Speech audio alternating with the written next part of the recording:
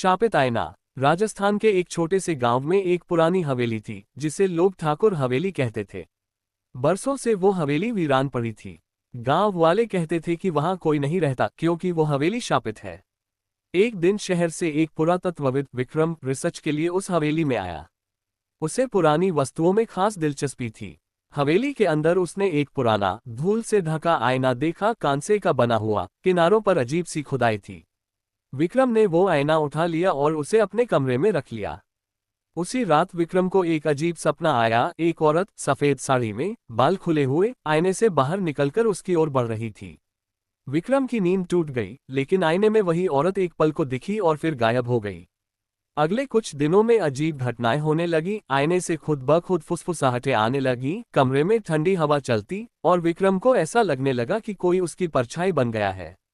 गांव के पुजारी ने जब विक्रम को वो आईना दिखाते हुए देखा तो उसका चेहरा उतर गया। उसने कहा, यह आईना रत्नावली नाम की एक औरत का है, जिसे इस हवेली के ठाकुर ने जिंदा दीवार में चुनवा दिया था। उसकी आत्मा इसी आईने में कैद है।